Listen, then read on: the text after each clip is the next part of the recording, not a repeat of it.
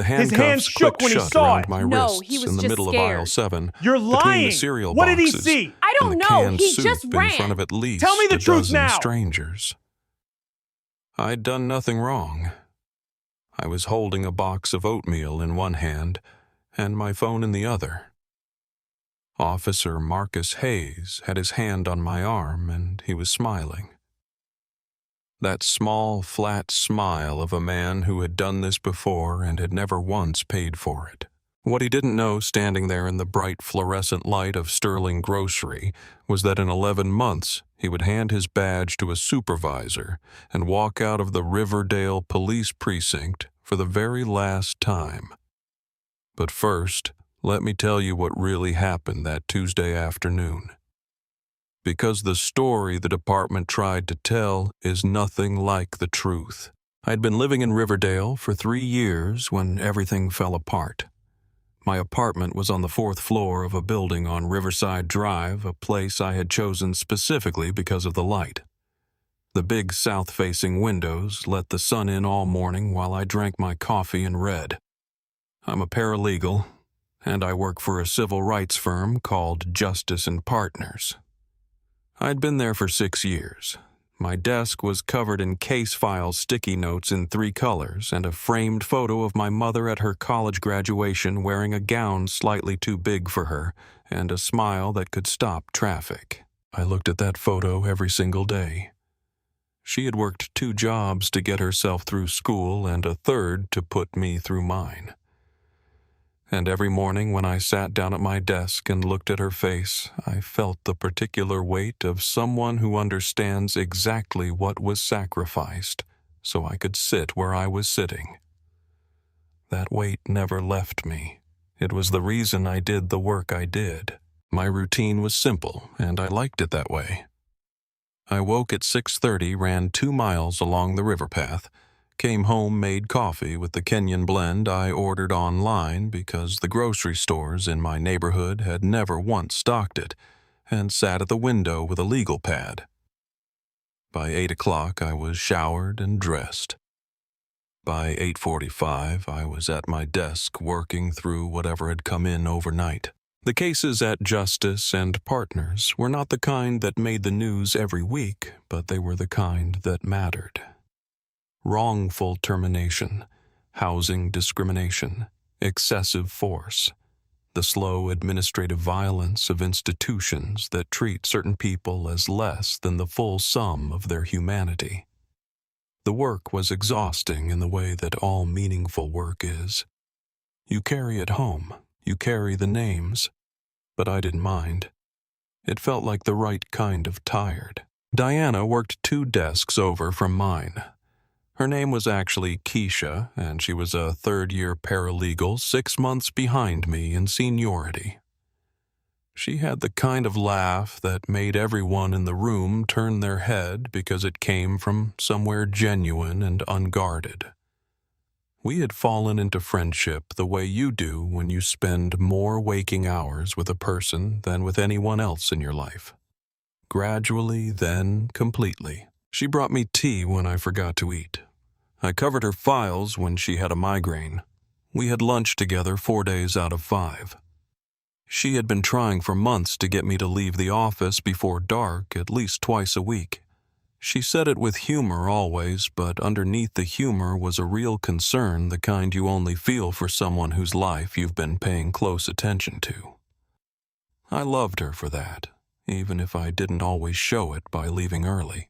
The Sterling Grocery was 3 blocks from my apartment. I went there every Tuesday and Friday.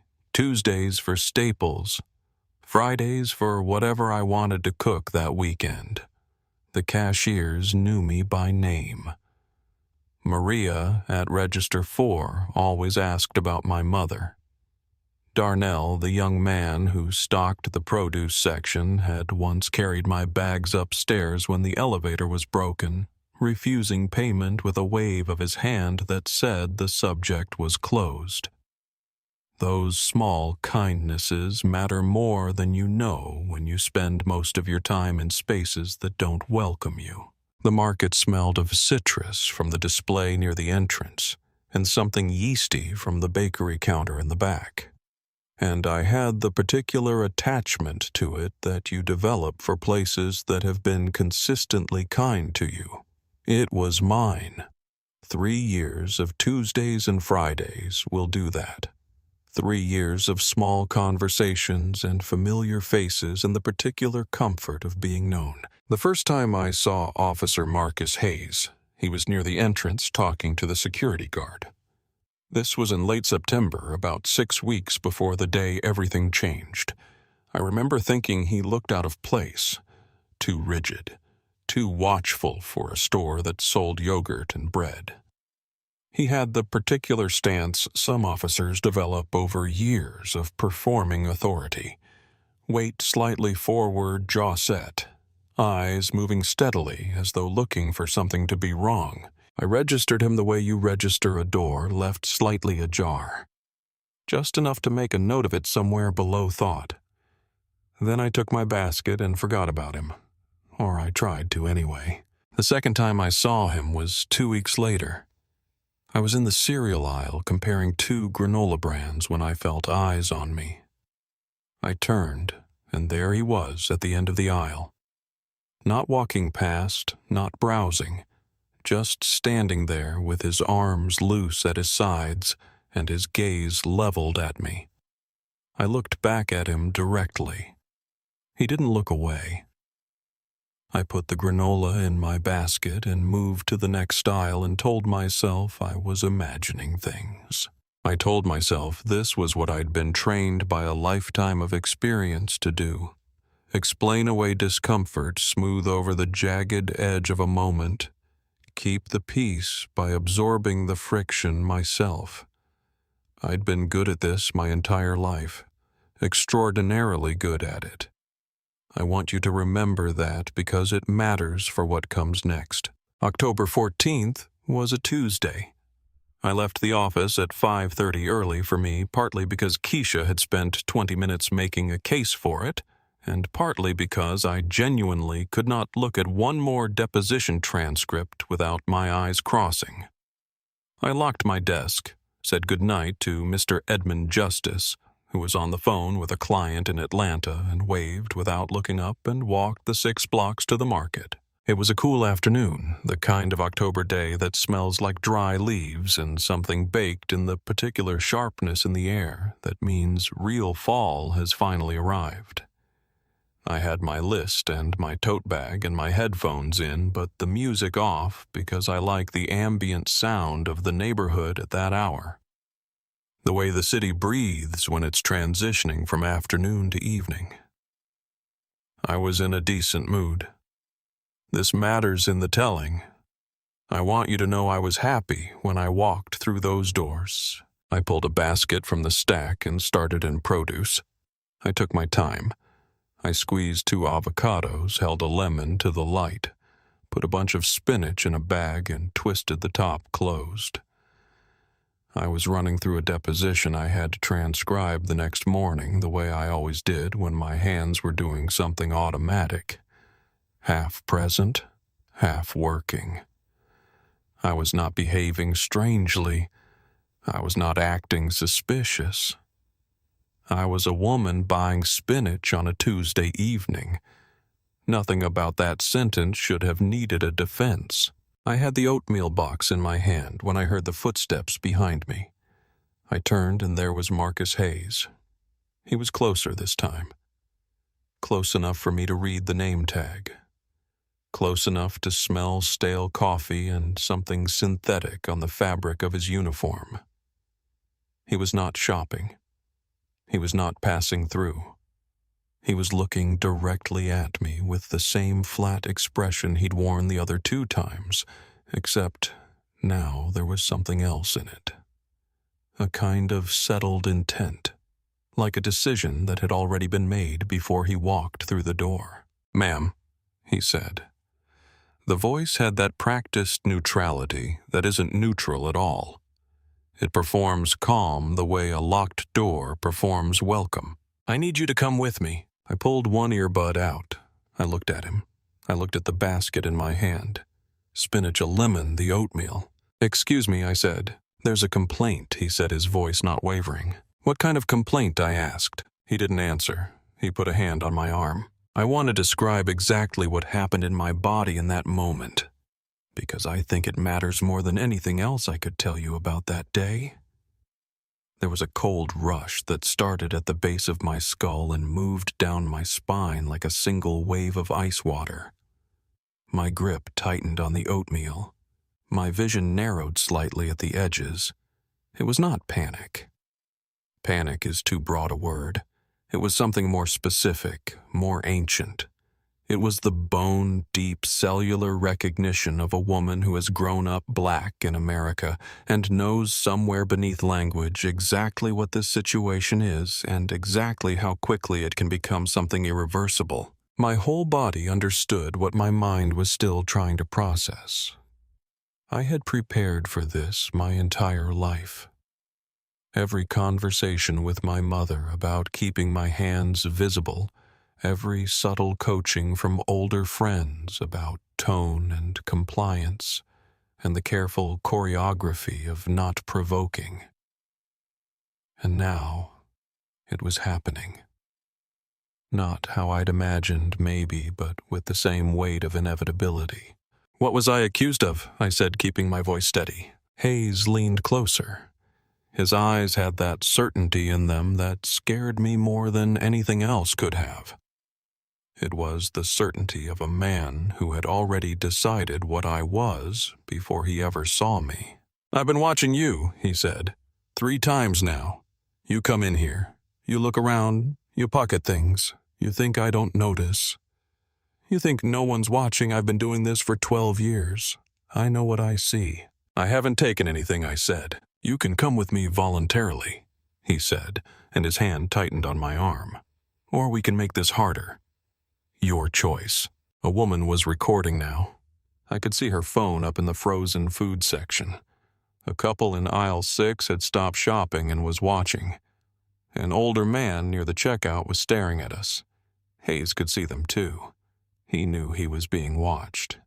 And something in his face, some small flicker behind the certainty, told me he knew exactly how bad this looked. But he didn't stop. "I'm not resisting," I said quietly. "I will come with you." "That's smart," he said. And then he cuffed me. Right there in aisle 7. The handcuffs clicked shut around my wrists. The metal was cold and tighter than I would have expected. Around me, the store had gone quiet in that particular way stores go quiet when something shameful is happening. The kind of quiet that's full of witnessing. Hayes led me through the store toward the back, toward the manager's office, toward a room that had no windows. Every step was visible. Every eye was on me. The woman with the phone followed, still recording. The manager, a man named David Chen, was coming out of his office, asking what was happening. Hayes waved him off. "Security matter," he said. And he led me into that small back room filled with cardboard boxes and the smell of old vegetables and something medicinal. He told me to sit in the plastic chair. He closed the door. He locked it. And then there was silence. Just me and the handcuffs and the fluorescent light and the particular knowledge that I had done nothing wrong and that it might not matter at all. He stayed in that room with me at first. He asked me where I had hidden the merchandise. He asked me what stores I had hit. He asked me if I knew what the penalties for shoplifting were, especially with an accomplice, which he seemed to think I had. He said it with a strange kind of patience, like he was trying to help me understand something obvious. "I want to call my employer," I said. "No phone calls until we sort this out," he said. "This is illegal," I said. "That's not really your decision," he said. He left me alone after that. He locked the door from the outside. I sat in that plastic chair with the handcuffs cutting into my wrists and tried to control my breathing. I could hear voices outside the door. The manager. Other employees. Someone asking if they should call a lawyer. Time works differently when you're alone and afraid. Minutes feel like hours. I don't know if it was 5 minutes or 15 minutes before Hayes came back, but when he did, he had a form of some kind. He asked me again if I wanted to confess. He said confessing would be the smart play, that the DA might go easier on me if I cooperated. I haven't taken anything I said again. He studied me for a long time, then he got angry, real angry. His voice got loud. He said I wasn't the first to play innocent. He said he'd been doing this for 12 years and he knew a thief when he saw one. He said my denials were only making it worse for myself. That's not how the law works, I said quietly. Maybe in court, he said, his face flushing. But right here in this room right now, I decide what's true. And I'm telling you, I know what I saw. 3 separate occasions. I watched you. I know your pattern. You've been following me, I said. It finally clicked. Those sightings weren't coincidence. Because I had a hunch, he said, and my hunches are usually right. The cold in my spine got colder. He wasn't just detaining me. He had been hunting me. For weeks he had been planning this. The certainty in his voice wasn't misunderstanding. It was the certainty of obsession. I need to call someone, I said. After we sort this out, he said again. But before anything could go further, the door opened. It was David Chen. He looked pale. He looked angry in the way that people look angry when they've seen something they can't unsee. Marcus, he said. I reviewed the security footage. Hayes stood up slowly. What footage? The cameras. All of them. She's clean. You can see everything. She's never taken anything. She's shopped here dozens of times and never stolen a single thing. Footage can be unclear, Hayes said immediately. No, David said. It can't. It's very clear. This woman is innocent. Hayes looked at me. For just a second, something flickered across his face. Not doubt. Not quite. But something like the beginning of understanding that he had made a mistake. Then it was gone, replaced by that same certainty. Don't come back here, he said to me.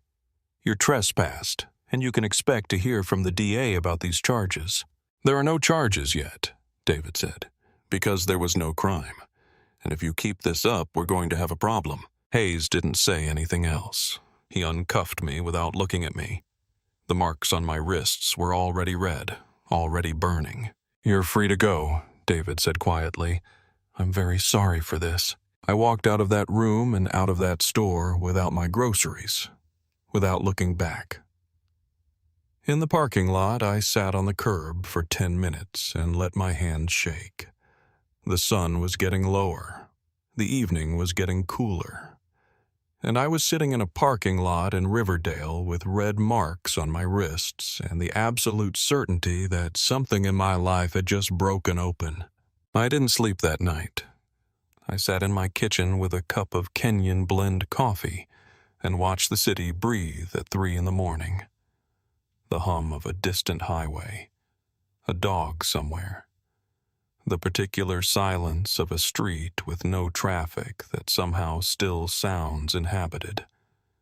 I wrapped both hands around the mug and thought about what had happened, about how easily it could have gone a different way, about the women and men I represented who hadn't been as fortunate as I was, who didn't have a store manager who checked the footage, who didn't have a civil rights attorney as a colleague, who just had the mark on their wrists and the shame and the long, slow process of learning to blame themselves. I traced the red lines on my wrists with my opposite hand.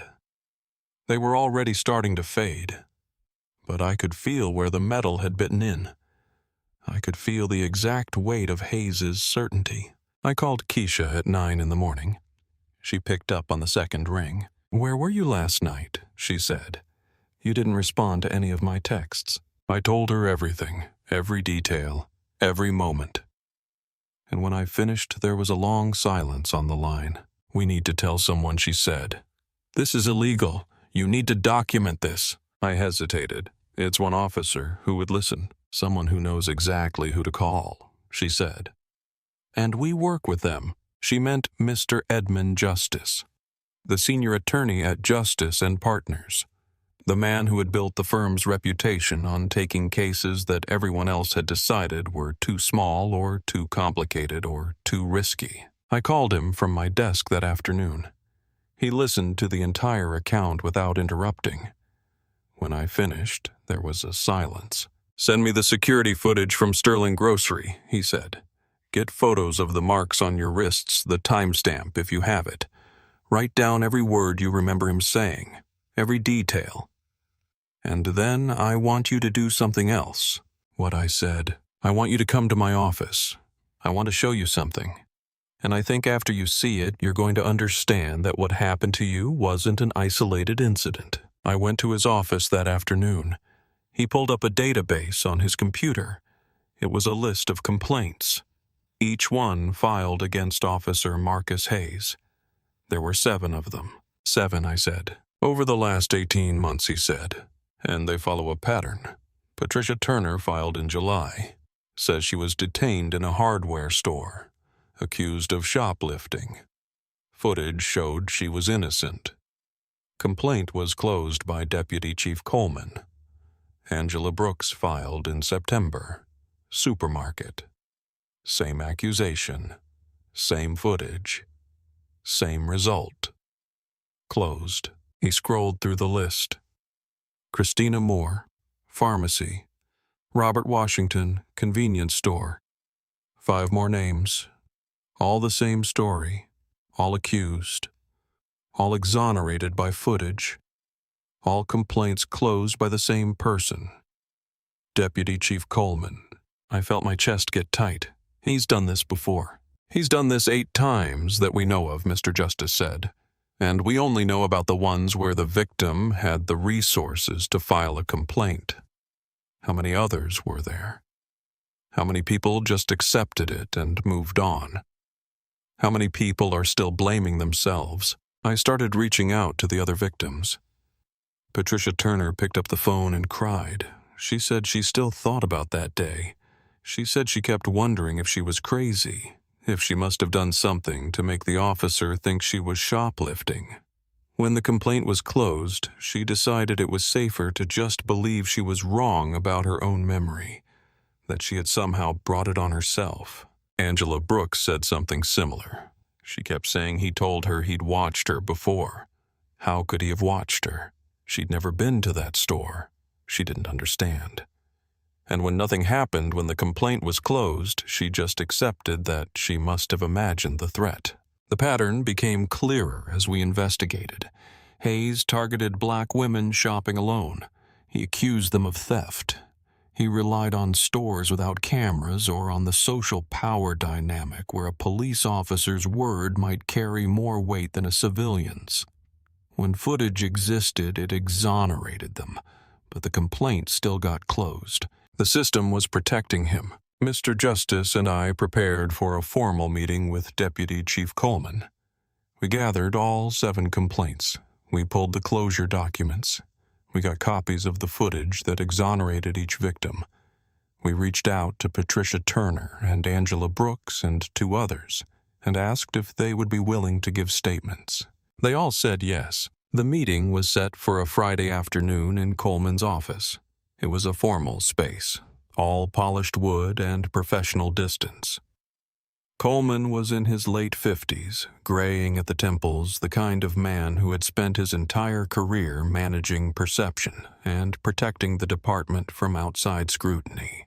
He started with the prepared line. "Officer Hayes has been placed on administrative leave pending our review. We take this matter very seriously." Mr. Justice didn't acknowledge the statement. He pulled out a file. "This isn't the first time you've reviewed him seriously, is it, Deputy Chief?" Coleman's jaw tightened. "I'm not sure what you mean." Mr. Justice opened the file.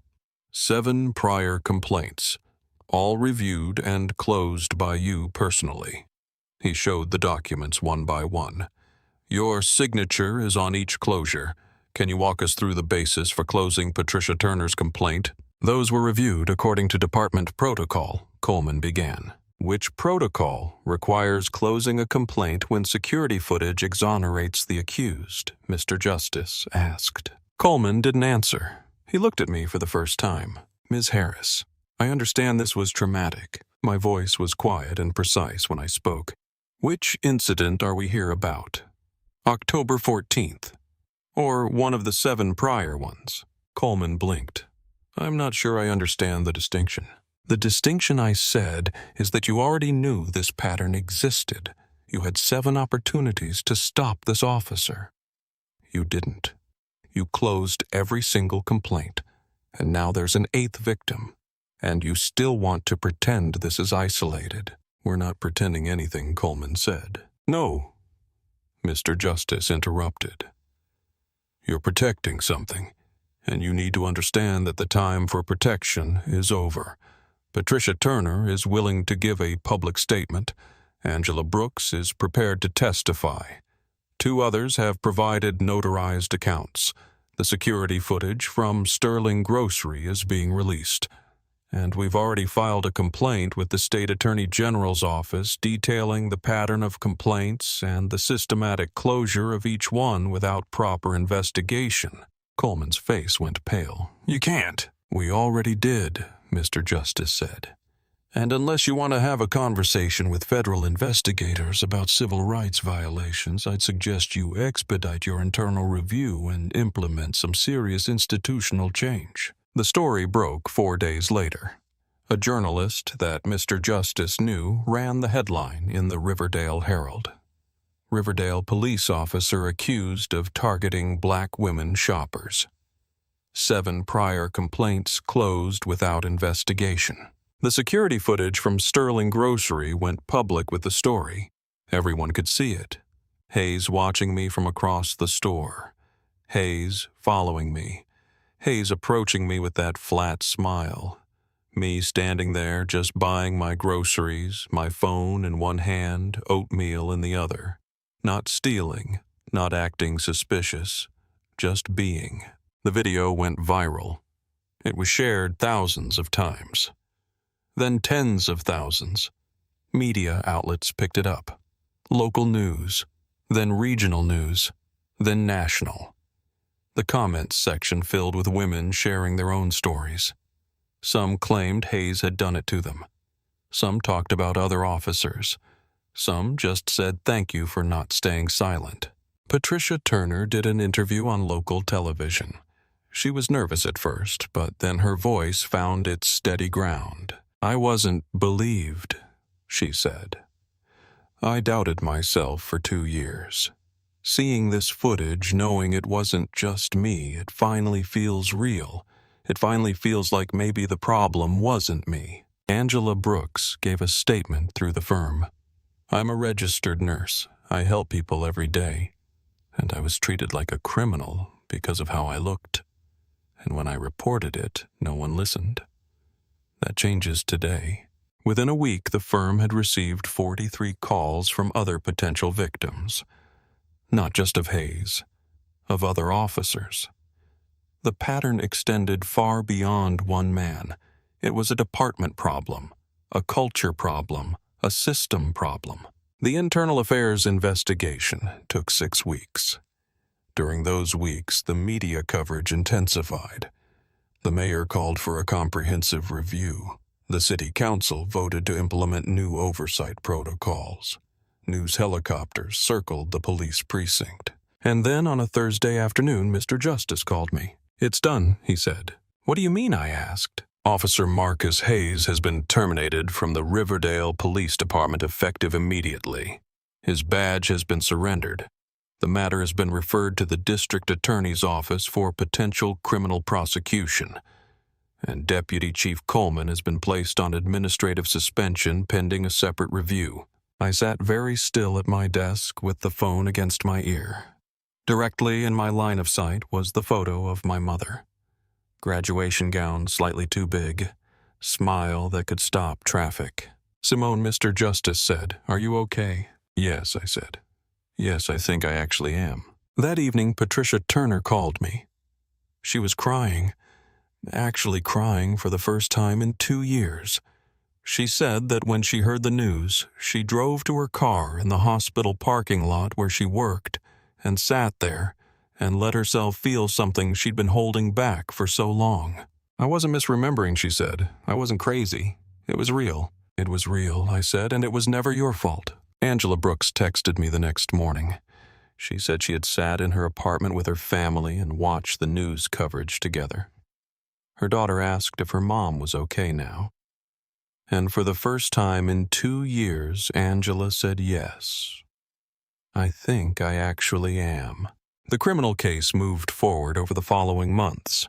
Hayes was charged with deprivation of rights under color of law. 2 additional women came forward. They had been too afraid to come forward before, but seeing the pattern made public gave them the courage. His trial lasted 3 weeks. The prosecutors presented the pattern evidence. All 7 prior complaints, all the footage, the testimony from Patricia and Angela and the others. Hayes' own text messages where he talked about targeting certain stores and certain types of people. During cross-examination, Hayes claimed he was mistaken, that his observations were based on his training and experience, that women like that sometimes did steal. Those words alone, said in front of a jury, sealed his fate. He was found guilty. The sentencing came 4 weeks later. The judge looked at him with a kind of disappointment that seemed to run deeper than legal calculation. Your pattern of targeting black women shopping alone. The judge said your repeated false accusations, your reliance on gaps in documentation, your exploitation of police authority to assault and intimidate innocent people, this was not a mistake. This was the deliberate abuse of power. You violated the civil rights of at least 8 women that we know of, and there may be more who will never come forward because of the fear you created. 18 months federal prison. Hayes looked at the ground as he was led away. Not at the cameras, not at the victims, just at the ground. And I thought about how much his certainty had cost him. How his absolute conviction in his own judgment had been the thing that destroyed him. The civil case settled 4 months later. Patricia Turner received a substantial judgment. So did Angela Brooks. So did I. But the money was never the point.